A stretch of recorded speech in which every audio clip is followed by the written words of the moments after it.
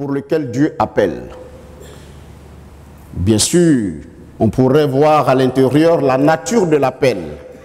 Mais contrairement à ce que nous voyons sous le soleil, où certains ne sont pas appelés, quand même ils déposent leur dossier pour travailler, quand d'autres encore sont appelés, n'est-ce pas, pour être détruits ou même emprisonnés et même tués, Dieu, lui, pour l'heure, dans le temps qui nous est imparti, le temps de la grâce, Dieu adresse des appels merveilleux ou un appel merveilleux aux hommes ici-bas sur la terre. Alléluia. Paul, ici, dans la façon d'écrire les lettres de l'époque, c'est comme ça que ça s'écrivait à l'époque. L'auteur de la lettre se présentait, il disait son nom, il donnait sa qualification et il nommait ceux à qui il adressait la lettre. Et puis une formule de bénédiction suivait. C'est cette formule que l'apôtre Paul a suivie en écrivant la plupart de ses lettres, la plupart de ses épîtres. Mais pour nous, l'œuvre de Dieu, les lettres que nous avons devant nous, sont des éléments d'ordre spirituel. Alléluia. Et donc, derrière chaque mot, derrière chaque phrase, derrière chaque ponctuation, il y a la volonté de Dieu, il y a un message que Dieu veut adresser à l'humanité. Nous pouvons relever plusieurs buts pour lesquels Dieu appelle les hommes. Je voudrais relever quelques-uns. Nous en avons 5, mais ce n'est pas évident que nous puissions les voir tous, mais nous allons nous focaliser sur 5 orientations de l'appel de Dieu aux hommes.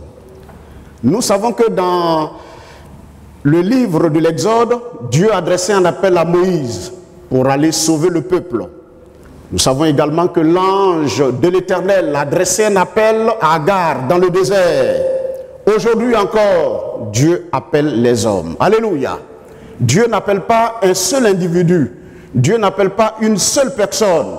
Dieu appelle tous les hommes. Alléluia.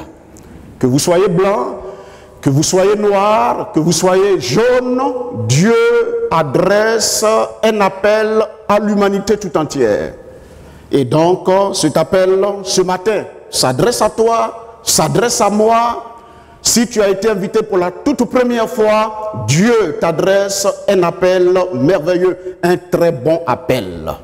Mais quel est le contenu de l'appel que Dieu adresse aux hommes? Quand nous lisons l'épître, d'abord au verset 2, il dit ceci, au verset 1 plutôt, Paul, apôtre de Jésus-Christ par la volonté de Dieu, aux saints qui sont à Éphèse et aux fidèles en Jésus-Christ. Ici, l'apôtre Paul utilise des mots très forts qui ont une puissance spirituelle, qui sont de la volonté de Dieu et qui constituent une qualification pour ceux qui ont été appelés par le Seigneur. À Éphèse, il y avait, l'œuvre a commencé avec 12 personnes. Je vous l'ai expliqué ici. Et après, l'apôtre Paul est venu, il a eu à prêcher.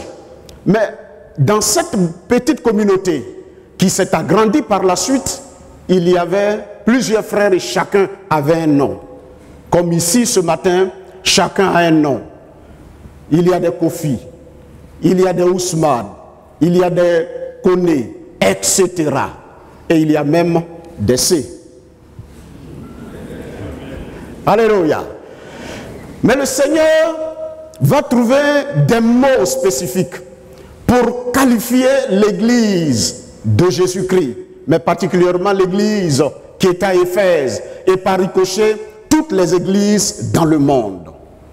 Les mots que Dieu utilise nous amènent à voir l'objectif qu'il vise pour le monde et le but pour lequel il appelle l'homme. Gloire à Dieu. J'ai aimé le message de la Sainte Seine ce matin qui nous a permis de voir que Dieu est amour. Alléluia. Et dans son amour, Dieu appelle pour de bonnes choses. Dieu appelle au salut, Dieu appelle à la bénédiction et Dieu fait de grandes choses dans la vie des hommes. Le premier élément, l'apôtre Paul, que Dieu lui donne comme révélation pour ceux qui sont en Jésus, pour ceux qui ont abandonné le monde et qui se sont donnés à Dieu, un des noms merveilleux que nous devons auquel nous devons nous accoutumer, nous habituer à ce nom, c'est le mot saint. Alléluia. Paul dit ici aux saints qui sont à Éphèse et aux fidèles en Jésus-Christ. Vous savez que le mot saint est utilisé selon l'entendement des hommes ici-bas sur la terre. Ailleurs, quand quelqu'un a été chrétien, qu'il est mort, alors on le considère comme saint. Ailleurs. Et même ceux qui sont saints n'arrivent pas toujours à comprendre la profondeur de ce mot et ce que ça représente dans leur cœur, alors que pour Dieu, c'est un mot très fort. Dieu appelle les hommes à être saints. Amen. Dieu vous appelle, Dieu nous appelle à être saints en Jésus-Christ. Le mot utilisé par Paul dans l'épître aux Éphésiens pour parler de sainteté, particulièrement au verset 1er du chapitre 1, donne l'idée d'une signification, de la signification suivante, de quelque chose ou de personnes qui sont mises à part, sacrées et même consacrées à Dieu. Un saint est donc un disciple du Seigneur Jésus-Christ qui a été mis à part pour vivre pour Dieu. Le saint, c'est celui qui se donne et donne une vie, sa vie tout entière, consacrée pour la gloire de Dieu. Notons que les croyants sont des saints à deux niveaux. Nous qui avons accepté Jésus. Nous sommes saints tout simplement de par l'œuvre que Dieu a faite dans la vie des uns et des autres. Les croyants sont appelés des saints dans le sens où Dieu leur a donné un nouveau cœur. Un cœur qui est renouvelé et recréé dans la justice et dans la vraie sainteté. Alléluia. C'est ce qu'on appelle la nouvelle naissance. C'est de cela que plutôt Jésus a parlé avec Nicodème. Il faut que tu naisses de nouveau. Dès lors que quelqu'un reçoit dans son être entier l'Esprit de Dieu, il reçoit le Saint. Quand tu reçois le Saint, puisque le Saint habite en toi, tu deviens saint. Alléluia.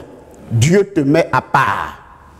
Dans le livre de l'Exode, Dieu a dit à Moïse, retire tes souliers parce que le lieu sur lequel tu te tiens est saint.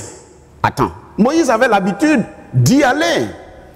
Il allait paître le troupeau. Mais pourquoi est-ce que les autres fois il n'avait pas enlevé ses souliers? Il ne les avait pas enlevés tout simplement parce que Dieu n'avait pas apparu à cet endroit. Mais dès lors que Dieu se présente, alors tout ce qui est souillure doit être retiré. Quand Dieu vient dans la vie de quelqu'un, cette personne est déclarée sainte par la volonté de Dieu. La personne est mise à part. Je voudrais donc nous dire, Dieu ne nous appelle pas pour nous tuer. Dieu n'appelle pas pour détruire. Le premier appel que Dieu adresse aux hommes, il les appelle à avoir la nature de Dieu. Il les appelle pour leur communiquer la vie de Dieu. Il les appelle pour vivre et s'asseoir dans leur vie, dans leur cœur et dans leur âme. Gloire à Dieu. De la même manière que Jésus-Christ a pris une forme humaine et il est venu sur la terre vivre avec nous dans un monde pollué au plan moral, au plan spirituel et même au plan physique. Dieu vient également vivre à l'intérieur de chacun.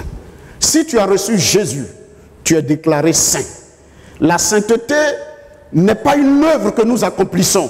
C'est une déclaration que Dieu fait à notre sujet, tout simplement parce que par la foi, nous avons accepté Jésus-Christ. Le saint, ce n'est pas celui qui est mort, qui est dans le tombeau, et puis des années après, on déclare qu'ils sont devenus des saints, qu'on peut les prier ou par eux atteindre Dieu. Ce jour donc, le premier des appels que Dieu adresse à l'humanité, c'est de les appeler à recevoir la nature de Dieu. C'est le plus beau cadeau, le plus grand don. Car Dieu a tant aimé le monde qu'il a donné son Fils unique, afin que quiconque croit en lui ne périsse point, mais qu'il ait la vie éternelle. Cette vie éternelle, c'est la réception de la nature de Dieu dans le cœur du croyant. Alléluia. Nous sommes donc des saints. Dans Éphésiens au chapitre 4, le verset 24, il est dit « Et que vous revêtiez le nouvel homme qui, après Dieu, a été créé par Dieu dans la justice et dans la vraie sainteté. » Et dans Colossiens 3, verset 10, il est dit « Et on revêtit le nouvel homme qui est renouvelé dans la connaissance et à l'image de celui qui l'a créé. » Dieu donc, nous sommes donc saints, chers frères et sœurs, à deux niveaux. Le premier niveau, c'est la nature de Dieu en nous. Amen. Qui a reçu Jésus dans sa vie? Qui a cru en Jésus? Tu es déclaré saint. Tu es saint. Tu es mis à part. Alléluia. Quand les démons qui devaient être chassés dans le livre des Actes des Apôtres par les fils de Séva, quand ils se sont exprimés, ils ont dit ceci: nous connaissons Jésus, nous savons qui est Paul, mais vous, qui êtes-vous? Les démons savent la distinction et Dieu sait faire la distinction. Si tu es né de nouveau, je ne parle pas de perfection, je ne parle pas du fait que tu sois devenu sans péché et que tu ne commettras plus de péché. Mais je suis en train de dire, si un jour tu as reconnu que tu as été pécheur et que sans la grâce de Dieu tu ne pouvais pas être sauvé et que tu as reçu Jésus, Dieu dit, il déclare que tu es un saint. Ce n'est pas une œuvre que tu as faite, mais c'est une déclaration que Dieu fait à ton sujet parce que tu as donné ton nom, ta vie au Fils de Dieu. Amen. Nous ne comprenons pas trop bien la portée de ces choses parce que pour nous, ce sont les bénédictions humaines et matérielles que nous voulons. Mais les autres jours, j'aborderai les bénédictions d'ordre spirituel à partir du verset 3 et nous comprendrons la profondeur de ce qu'être béni et de ce qu'être saint en Jésus-Christ. Alléluia. Deuxième élément, les croyants sont saints dans le sens qu'ils ont été mis à part pour mener des vies consacrées et saintes dans ce monde. Dans ce monde. Dans Romains, au chapitre 12, le verset 1 à 2, lisons ceci.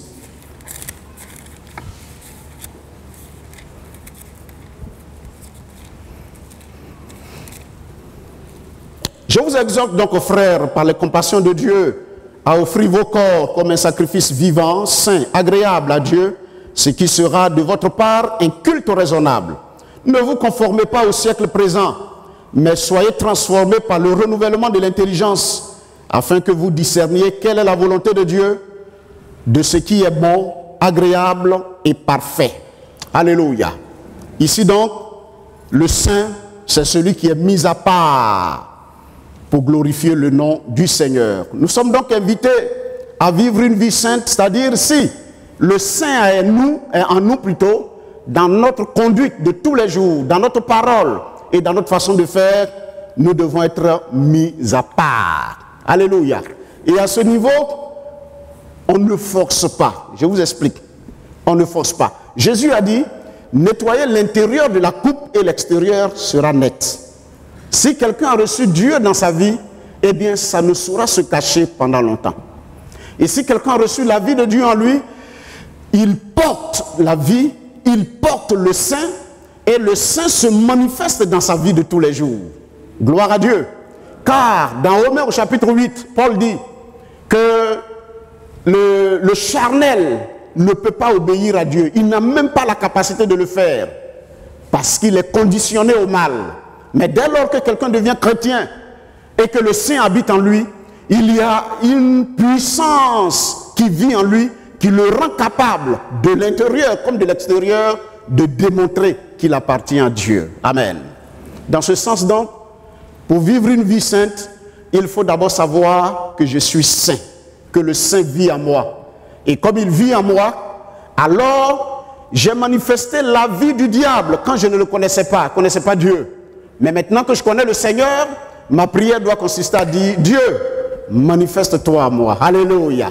c'est-à-dire glorifie ton nom, c'est-à-dire fais-toi connaître, c'est-à-dire exprime tes sentiments, fais connaître ta volonté, dis ce que tu veux, oriente-moi et conduis-moi. Et c'est quand tu fais cette prière sans force, alors le Saint-Esprit vient, il utilise tes pensées, il utilise ton esprit, il utilise tes membres et il te conduit dans une vie mise à part, au plan moral, au plan spirituel, et tu glorifies le nom de Dieu sans t'en rendre compte, mais cela par la puissance du Saint-Esprit.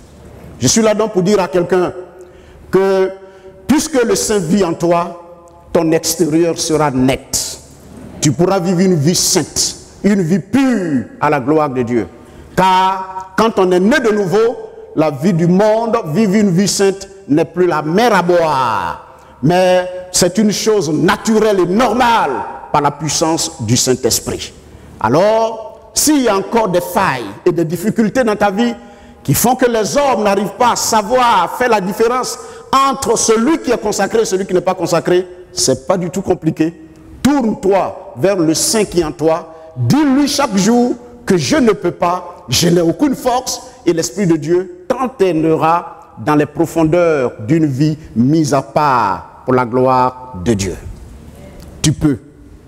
Amen. Gloire à Dieu. Que le nom du Seigneur soit glorifié. Le deuxième appel que nous pouvons voir derrière les mots que Paul utilise, comme je le disais tantôt, qui sont les buts que Dieu vise dans la vie des hommes, c'est le mot fidèle. Fidèle. Les saints et fidèles. Saints qui sont à Éphèse et aux fidèles en Jésus-Christ. Le mot ici grec qui a été utilisé par Paul, puisqu'il y a plusieurs mots. Par exemple, dans nos langues en Côte d'Ivoire, il y a je veux dire qu'on peut utiliser un seul mot en français pour désigner quelque chose dans nos langues. Mais nos langues, pour ceux qui les connaissent dans sa profondeur, comprendront que on peut utiliser plusieurs mots pour qualifier quelque chose. Pour qualifier quelque chose. Par exemple, je parle par exemple du côté des Agnis. Pour dire que quelqu'un a été touché par une honte profonde, il y a un mot qu'on n'utilise plus. On dit par exemple « aboyer nahe ». Ça c'est un mot très fort pour parler de la honte, pour qualifier la largeur, la profondeur et la hauteur de la honte. Ici donc, en grec également, il y a plusieurs mots pour parler d'une seule chose en français. Ici, le mot fidèle, c'est le mot en grec utilisé, c'est le mot pistois qui a été utilisé. Ce mot signifie simplement placer sa foi dans le Seigneur Jésus-Christ. Alléluia. Dieu donc appelle les humains à placer leur foi en Jésus-Christ. Et ça, c'est très important. Nous sommes maintenant dans le fondement de la foi chrétienne, dans ce pourquoi Jésus ou Dieu a envoyé Jésus sur la terre. La foi est une qualité ou une capacité que Dieu a déposée dans tous les humains en venant sur la terre. Si tu es un homme, c'est que tu as la foi. Amen. Si tu vis, c'est que tu as la foi. La foi, c'est cette qualité que Dieu a déposée en tout homme, qui lui permet de croire, soit en lui-même, en ses richesses, en une philosophie, en son parti politique, en son club, en son entraîneur, etc. Donc, dire que certains n'ont pas la foi n'est pas tout à fait correct. Mais dire qu'ils n'ont pas la foi en Jésus peut être correct, dans le sens que maintenant c'est l'orientation de la foi qui change. Sinon, le musulman a la foi, le bouddhiste a la foi, celui qui va adorer son fétiche, comme les bossonistes, il a la foi. Celui qui va jeter son courrier, il a la foi. Celui qui va faire telle ou telle chose, il a la foi. Si quelqu'un se met à faire un travail, à se donner, c'est parce qu'il croit que le travail va lui rapporter quelque chose. Tout homme qui marche sur la terre a la foi. Mais nous sommes en train de parler de la foi qui sauve, qui délivre l'homme de ses péchés et qui lui permet d'entrer dans le programme de Dieu, un programme de salut, de délivrance et d'une vie éternelle pour toute l'éternité auprès de Dieu. Ça, quand on arrive à ce niveau-là, le féticheur ne peut pas, talisman ne peut pas, l'homme ne peut pas, le prophète ne peut pas, car tous ont péché, selon Romains, et sont privés de la gloire de Dieu. Et Romain, Paul renchérit en disant, il n'y a pas de juste, pas même un seul sur la terre. Pas même un seul. Dieu voit tout en termes de perfection. Car dans l'Ancien Testament, il y avait 10 commandements que Dieu avait donnés. Tu peux en une heure de temps t'efforcer d'obéir aux 9 commandements. Mais si tu trébuches sur un seul des commandements, tu dois reprendre. Vous voyez? Personne ne pouvait donc être sauvé par la loi. Et aujourd'hui encore, personne ne peut être sauvé. C'est pour cela qu'il nous a dit que nous sommes sauvés par la grâce, par le moyen de la foi et non par les œuvres. Personne ne peut être sauvé par les œuvres. Le salut donc, c'est ceux qui placent leur confiance en une seule personne. Pas dans l'église des Assemblées de Dieu de Côte d'Ivoire. Pas dans une autre église, dans une communauté, aussi belle qu'elle soit, dans une église bien organisée comme la nôtre. Non. Mais nous sommes en train de parler de quelque chose de profond, du salut et de la vie éternelle, du péché et de la destruction de l'humain. Et là, il est question de mettre sa confiance en un seul individu. Il y a une prophétie qui l'a dit tout à l'heure, quand nous prions, il n'y a de salut en aucun autre, car il n'y a sous le ciel aucun autre nom qui a été donné parmi les hommes par lequel nous devions être sauvés, si ce n'est le nom de Jésus. Le mot donc hébreu, plutôt grec ici, parlant de fidèle, c'est un fidèle, c'est celui qui a placé sa foi en Jésus pour le salut de son âme. Gloire à Dieu. Et celui qui a placé son salut en Jésus, il croit que Christ pourra et voudra le sauver de ses péchés. Il considère le Christ digne de sa foi, place sa confiance en Christ et en sa parole, confie son salut entre les mains de Christ et engage sa vie au Christ. En un mot, les fidèles sont ceux qui se sont rendus et qui ont voué leur vie à Jésus-Christ, en lui faisant confiance pour les sauver.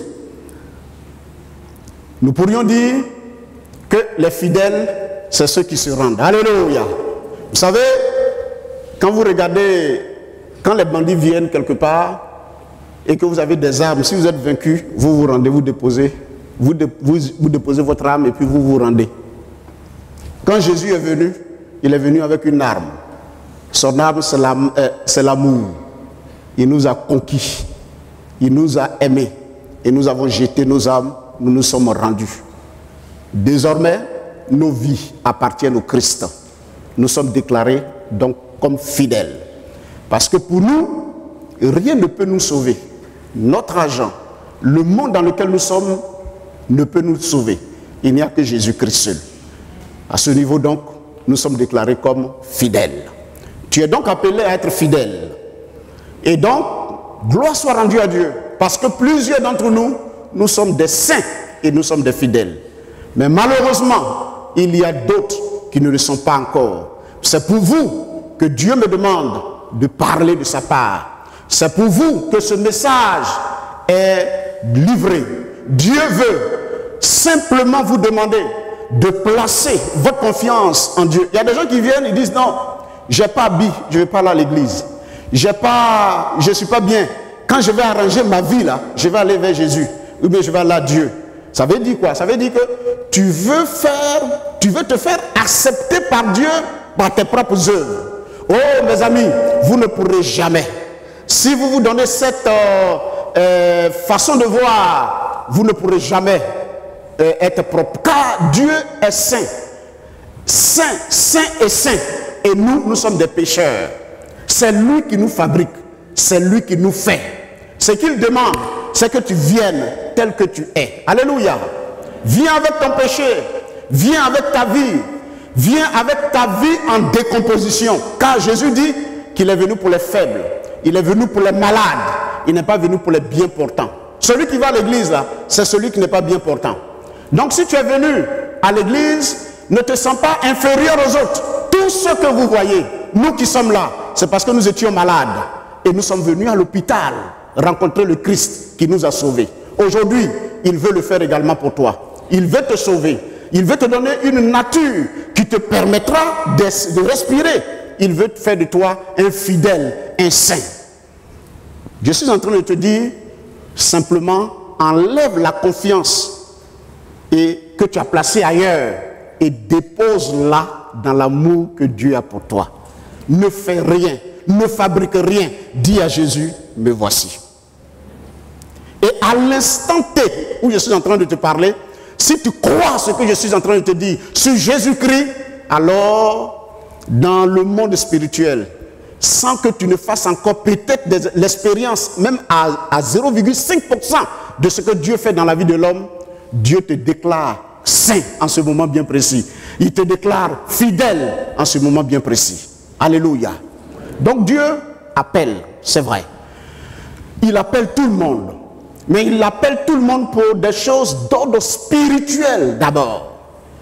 Et l'élément spirituel, c'est la sainteté et la fidélité. Oh, je déclare que je suis fidèle. Je déclare que je suis saint. Et je déclare que quiconque croit en Jésus est saint et fidèle en Dieu. Amen. Voici là les deux premiers éléments de l'appel. Mais dans l'adresse ou bien la bénédiction qu'il adresse aux Éphésiens, il dit que la grâce et la paix vous soient données de la part de Dieu, notre Père, et du Seigneur Jésus-Christ. C'est vrai que c'est une formule, n'est-ce pas, de salutation adressée. Ce sont des bénédictions, des vœux qu'on formule. Mais derrière, nous voyons le grand désir de Dieu, la volonté suprême de Dieu pour les humains ici-bas sur la terre. Quand Paul dit que la grâce et la paix vous soient données de la part de Dieu notre Père et de notre Seigneur et du Seigneur Jésus-Christ, il veut nous faire comprendre que la grâce et la vraie paix viennent de Dieu et que Dieu appelle les humains à jouir de la grâce et de la paix qui sont en Dieu et en Jésus-Christ. Alléluia. Gloire à Dieu. La grâce est un mot qui est beaucoup employé dans le monde et particulièrement dans le milieu chrétien. Que la grâce de Dieu soit avec toi. Que la grâce te bénisse. Que la grâce soit sur toi, etc., etc. Pour les hommes, nous allons voir la grâce selon les hommes et la grâce selon Dieu. Pour les hommes, la grâce est une qualité, relevant trois éléments. Pour les hommes, la grâce est une qualité dans une chose qui la rend belle et joyeuse. C'est-à-dire que voir la beauté d'une personne très charmante, c'est une grâce. C'est une grâce. Quand il nous est dit que la beauté est vaine, dans, n'est-ce pas, le livre des Cantiques, ou même des Proverbes également, on veut parler du charme et de cette grâce qui se trouve en l'homme. Dieu, n'est-ce pas, effectivement a qualifié, a fait en sorte que la beauté règne dans la nature. Donc pour les humains, grâce veut dire, n'est-ce pas, beauté ou quelque chose de joyeux ou de beau en quelque chose ou en quelqu'un. Deuxième appréciation des hommes sur la grâce. La grâce est tout ce qui est en rapport, n'est-ce pas, avec la beauté, comme je l'ai dit. Troisièmement, la grâce est un cadeau pour les hommes, une faveur que quelqu'un pourrait accorder à un ami. Retenez bien, à un ami. Donc, grâce pour les hommes, c'est une qualité qui rend quelque chose joyeuse. La grâce est en rapport avec tout ce qui a de la beauté, mais la grâce pour les hommes, c'est aussi un cadeau qu'on pourrait faire à un ami. À un ami. Mais du côté de Dieu, les choses sont tout à fait différentes. Alléluia.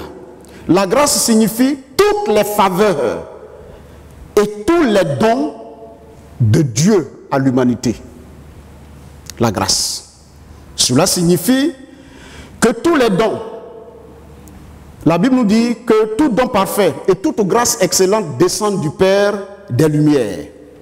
Donc, tout ce dont nous bénéficions, au plan matériel, au plan physique, au plan spirituel, vient de Dieu.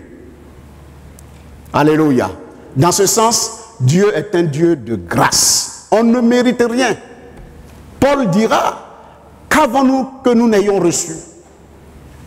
Tout ce que nous avons reçu.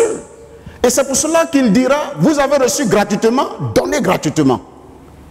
Dans ce sens, donc, nous devenons des intendants, mes frères et mes sœurs, de nos vies, de nos biens et de tout ce qui est autour de nous.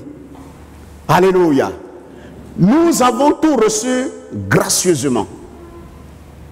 Si on a trouvé le remède à une maladie, ce n'est pas le médecin qui est fort, c'est Dieu qui a voulu te faire grâce, il a donné la connaissance au médecin. Sinon, il n'y a rien dedans. C'est pour ça qu'il faut mettre sa confiance en Dieu. Il ne faut pas mettre sa confiance, même dans la science, dans la technologie. Il ne faut pas mettre sa confiance. On rend grâce à Dieu qui a donné la sagesse aux hommes pour qu'ils découvrent les lois de la nature. En cela, on dit merci à Dieu. Mais derrière une bénédiction, il faut bénir celui qui en est l'auteur. C'est Dieu. Je suis heureux d'être dans cette église. Je bénis Dieu que je sois dans cette église. Je bénis Dieu qui m'a donné un père spirituel. Je bénis Dieu qui m'a donné des frères et des sœurs que vous êtes. C'est une grâce pour moi de vous avoir rencontrés. Parce que vous êtes une bénédiction pour moi et ma famille. Tout est une grâce. Et quand vous voyez cela, vos larmes coulent à l'intérieur de vous. Alléluia. Et ceux qui voient la vie du point de vue de la grâce ne les quitte jamais. La grâce les poursuit. La grâce les poursuit et les trouve où ils sont, quel que soit le lieu, comme la grâce trouva Noé. Que Dieu soit béni. Alléluia.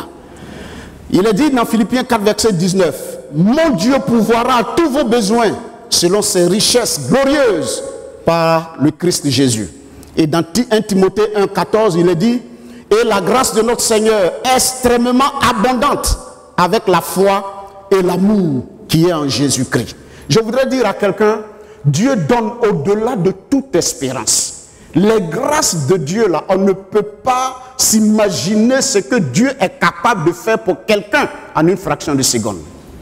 Parce que Dieu fait grâce. Alléluia. Ne voyez pas un domaine que Dieu a fait, où là on voit la grâce de Dieu, et puis l'autre domaine, c'est l'homme qui a fait. Non, non, non, non, non. Si l'homme a fait, c'est parce que Dieu lui a donné la force pour pouvoir à faire ce qu'il a eu à faire. Notre Dieu est un Dieu de grâce. C'est pour cela qu'il faut le louer, il faut le bénir pour ce qu'il est. Amen. Deuxième élément, concernant Dieu dans sa grâce, et nous nous arrêterons sur ces éléments, c'est que la grâce signifie la faveur de Dieu répandue sur les hommes. Mais à la différence, c'est que les hommes sur qui la grâce de Dieu est déposée ne méritent pas d'être bénis. Pour les hommes, on fait faveur, une grâce à quelqu'un qu'on connaît, à un ami. Vous voyez, au temps d'Oufoué, Oufoué a nommé plusieurs enfants de ses amis. Ambassadeur, ceci, cela. Ce n'est pas lui seul, mais dans le monde, c'est ce qui se fait. Je connais un ami, je connais quelqu'un, je n'ai pas forcément besoin de connaître son enfant ou quoi. Mais dès lors qu'il donne un mot, c'est la loi des relations. C'est la loi des relations. Dès lors que je connais quelqu'un, je ferme mes yeux sur beaucoup de choses et puis je mets l'individu quelque part, je le positionne par amitié. On est d'accord? C'est comme ça que le monde fonctionne. Donc faites quelque chose pour quelqu'un parce qu'on a connu quelqu'un. Mais ici, à la différence, la Bible nous dit que Dieu fait grâce à des gens qui n'ont même pas le droit, qu'on ne connaît pas, qui n'ont rien fait pour nous, qui n'ont pas de parents qui nous ont fait quoi que ce soit. Dieu fait grâce. La grâce de Dieu sur les hommes et sur ses ennemis, premièrement. Dieu fait grâce à ses ennemis. Sur des hommes qui sont sans force. Romains chapitre 5, verset 6. Sur des impies. Sur des pécheurs. Romains 5, verset 8. Et sur les ennemis. Verset 5, chapitre 5, le verset 10. La grâce de Dieu est un sujet très vaste et très important. Dieu, sans tenir compte des temps d'ignorance, nous appelle au salut et il a donné son fils pour mourir pour ses ennemis. Waouh! Dieu donne son fils qui meurt pour lui-même ses propres ennemis. C'est ce que Dieu a fait. C'est pour cela que je voudrais dire à quelqu'un qui est venu, qui pense qu'il est ennemi de Dieu. Peut-être tu as beaucoup de fétiches, même tu as tué l'homme, tu es ennemi de Dieu. Tu as parlé mal, tu as parlé contre Dieu, tu es ennemi. Ce matin, tu es là. Mais Dieu dit, il te fait grâce. Lui n'est pas comme l'homme. L'homme là, quand tu lui fais du bien, il te fait du bien. Quand tu lui as fait du bien, quand tu le vois venir, il ouvre ses narines. Waouh! Sa bouche, waouh! Il te fait accolade, il te fait à tout. Demain, ça c'est aujourd'hui, dimanche. Demain, il faut faire le contraire. Et tu vas voir le visage, les narines resserrées, pour ne pas sentir ton odeur. Il passera à côté de toi comme si il ne t'a jamais vu. C'est ça l'homme. C'est ça l'homme. Vous savez, on souffre beaucoup quand on ne connaît pas l'homme. Il faut apprendre à connaître l'homme. Et Dieu a donné une description totale de l'homme. L'homme, il est vendu au péché, il ne peut jamais changer. Et dans Jean chapitre 2, les gens ont dit à Jésus que, mais tiens, il y a beaucoup d'hommes qui sont donnés à toi. Donc c'est comme, Jésus dit, la Bible nous dit que Dieu, il ne se fie point à l'homme parce qu'il sait ce qui est en l'homme.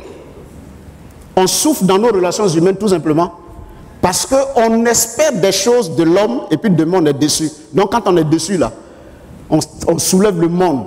Mais il est fait pour te décevoir. Depuis qu'Adam et Ève ont péché là, il ne faut pas t'attendre à quelque chose de bon d'un homme. S'il l'a fait, c'est que la grâce de Dieu l'a aidé. Donc il ne faut jamais être déçu. Tu marches avec quelqu'un aujourd'hui, il est bien avec toi, demain il ne rit plus avec toi. C'est ça tu dis, c'est ça l'homme. C'est ça l'homme. Il mange avec toi aujourd'hui, demain il peut dire qu'il ne mange plus. Donc il ne faut pas que tu sois désespéré. C'est comme ça toi aussi tu seras pour quelqu'un d'autre. Et c'est comme ça on est. Il n'y a pas un groupe de personnes qui sont mauvaises et puis un autre groupe bon et puis il y a les bons, il y a les mauvais. Non, non. 100% bon à l'homme, 100% mauvais à l'homme et tout le monde est comme ça. Et on s'en va. Nous sommes ce que nous sommes par la grâce de Dieu. Mais Dieu, lui, tu es bon, tu n'es pas bon, il ouvre ses portes. Il fait tomber le soleil, il fait donner le soleil, la pluie sur tout le monde. Et il donne son fils Jésus pour tout et chacun. Dieu donc aujourd'hui t'appelle à la grâce. C'est-à-dire, je suis en train de dire à quelqu'un, ne mets plus ta confiance sur ton salaire. Ne mets pas ton confiance en toi-même. Ne mets pas ta confiance dans tes enfants. Ne mets pas ta confiance dans ta femme. Pas dans le sens qu'elle ne peut pas t'aider ou ton mari ne peut pas t'aider. Non. Mais il faut comprendre que tu vis avec un humain qui peut te décevoir à tout moment. Mais si tu veux vivre avec quelqu'un sur la terre, mets ta confiance en Dieu qui peut le changer. Amen. Mets ta confiance en Dieu qui peut le changer. C'est ce qui fait la différence entre un religieux et un chrétien. Dieu donc fait grâce. Alléluia. La grâce de Dieu est le seul moyen pour être sauvé. La grâce de Dieu est un don gratuit. La grâce de Dieu ne se paye pas, mais la grâce de Dieu se reçoit. Ce matin, reçois la grâce de Dieu. Ce matin, reçois la bénédiction de Dieu. Au plan spirituel, au plan moral, au plan physique et professionnel, que la grâce de Dieu abonde dans ta vie. Dieu donc t'appelle à la grâce. Dieu donc t'appelle à la grâce. Il t'appelle et il veut te faire du bien. Amen. Permettez-moi de terminer sur ce dernier élément. C'est le mot apôtre. Ici, c'est le premier élément de la présentation de l'apôtre Paul. Paul dit qu'il se présente, il se présente ici comme un apôtre de Jésus-Christ. Là encore, nous voyons la grâce de Dieu qui, n'est-ce pas, est le partage de l'apôtre Paul et des hommes. Le mot apostolos en grec signifie appelé et envoyé pour une mission très spéciale. Une mission très spéciale. Un apôtre est un envoyé. Un apôtre est un représentant, un ambassadeur, une personne qui est envoyée dans un pays pour représenter le pays. À ce niveau-là, il faut relever 3 éléments très importants. L'apôtre appartient à celui qui l'envoie, puisqu'il est ambassadeur. Il est commandé pour être envoyé. Il est fabriqué pour être envoyé. Il possède toute autorité et le pouvoir de celui qui l'a envoyé. C'est pour cela que Jésus dit « en mon nom », parce que nous sommes ses envoyés et il nous donne tout pouvoir. Le mot apôtre a été utilisé de façon étroite. Nous n'entrerons pas dans tous les détails. Mais l'idée qui est derrière, c'est le fait que Dieu a appelé l'apôtre Paul à être son messager et à aller par tout le monde entier et annoncer la bonne nouvelle au nom du Dieu vivant et vrai. Vous connaissez l'histoire, pour ceux qui sont chrétiens, de l'apôtre Paul. Paul a été un persécuteur de l'Église. Il était un homme très tranchant, ennemi de Dieu. Et dans Actes chapitre 9, le Seigneur l'a brisé et le Seigneur l'a transformé. Il a été aveugle pendant un certain temps. Et puis Dieu a ouvert ses yeux. Mais Dieu a dit à celui qui l'a envoyé pour prier pour lui, il dit cet homme est un instrument que j'ai choisi pour la délivrance des rois de la terre et des nations. C'est pour cela que dans le ministère de l'apôtre Paul, il touchait les sommets, les rois, les dignitaires. Il avait un langage, un discours soutenu dans des endroits où des hommes étaient instruits. Parce que Dieu a permis à l'apôtre Paul d'acquérir ce savoir. Et quand il a été converti, il a utilisé cela pour le royaume de Dieu. L'apôtre Paul nous enseigne, de par son ministère d'apôtre, un élément très important sur l'appel de Dieu. Dieu nous appelle à être saints. Dieu nous appelle à être fidèles, et nous le sommes. Dieu nous appelle à jouir de la grâce, et nous avons cette grâce, à jouir de sa paix. Mais je voudrais nous dire ce matin, avant de terminer, que Dieu nous appelle à être ses messagers. Amen. Dieu nous appelle à être ses messagers. Et l'apôtre Paul a expérimenté des choses intéressantes de la part de Dieu. Mais notons cet élément suivant. Paul était un possédé. Paul était possédé. Oui, Paul était possédé. Paul nous permet de comprendre que quand Dieu met la main sur quelqu'un pour faire quelque chose, la chose ne pourra réussir que si l'individu est possédé par Dieu. Le mot possédé, nous l'utilisons dans un autre sens. Nous disons que telle personne est possédée de démons, c'est vrai. Mais il faut être possédé, mais possédé de la bonne manière. Si quelqu'un est possédé de démons, il a droit à la délivrance de la part de Dieu.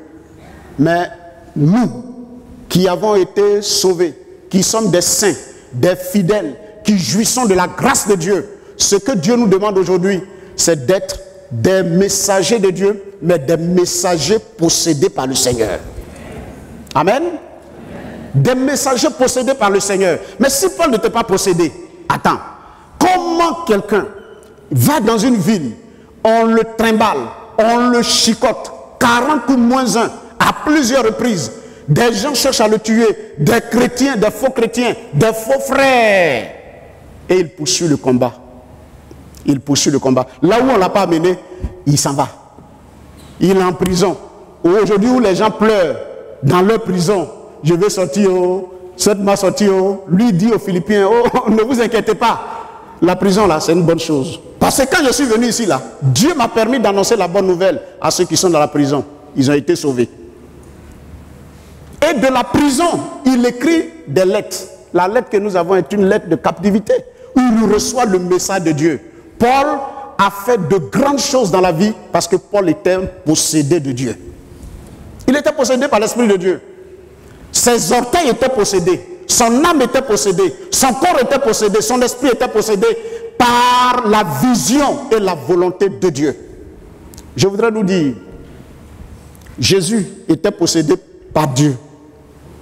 Il a bouleversé le monde. Les 12 étaient possédés et ils ont bouleversé le monde. Et quand on parle de certaines personnes, même dans le milieu catholique, Mère Teresa, elle était une femme possédée. Sa vie brûlait, son âme était pour les pauvres.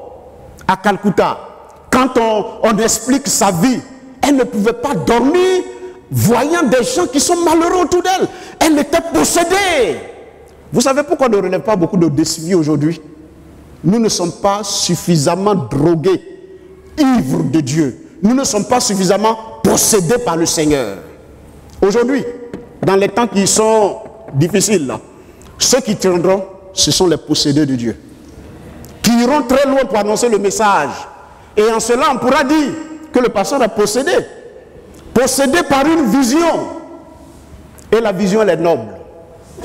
Hier, je disais à quelqu'un que je ne suis jamais resté à l'église. Je suis venu hier à 8 h. Et je suis reparti autour de 21 h. Mais j'ai mis près de 2 heures pour arriver à la maison. Tout simplement parce que je ne me suis jamais imaginé Yopougon samedi soir. Pour moi, c'est comme les autres jours. On sort, je prends la voiture, je suis sur l'autoroute.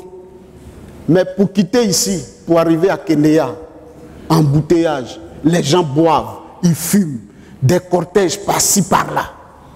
Maintenant, j'arrive sur l'autoroute encore, là c'était le LAS. Il y a été un moteur parce qu'il y avait accident là-bas.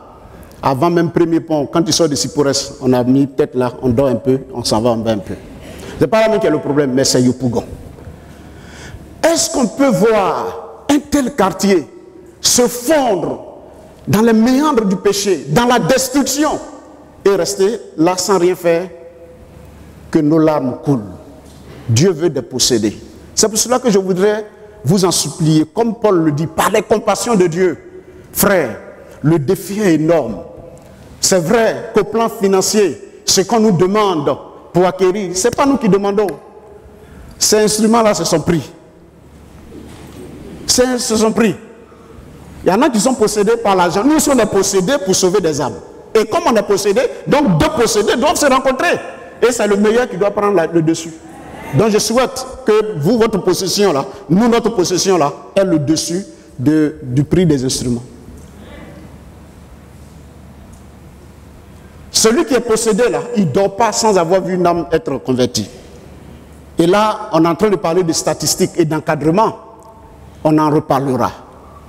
Mais je dis, Paul, Dieu l'a appelé à la possession et à être son messager dans le monde. Aujourd'hui, Dieu t'adresse à moi et à toi le même message. Que vous soyez, que nous soyons des possédés pour le Seigneur. Des envoyés de Dieu pour livrer le message du Seigneur. Alors, je termine en disant, il n'y a pas un groupe. Aujourd'hui, il y a des gens qui vont au ministère pastoral, qu'on appelle prestataires, et on les appelle aussi des appelés. C'est pas mauvais.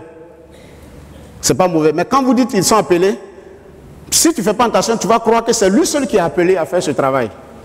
Mais le message de Dieu là, c'est nous tous qui avons été appelés à parler de la part du Seigneur. Maintenant, chacun le fera selon les qualifications que Dieu lui a accordées en venant sur la terre. Donc ceux qu'on appelle appelés là, et ils vont vivre de ça en permanence. Ils doivent se débrouiller pour que le message de Dieu soit annoncé. Mais à nous tous, quel que soit le milieu où nous sommes, nous devons annoncer la parole de Dieu. Donc Dieu t'appelle à être saint. Dieu nous appelle à être fidèles, et nous le sommes. Dieu nous appelle à jouir de la grâce tout azimut. Mais Dieu nous appelle à être ses messagers, à être possédés par sa vision.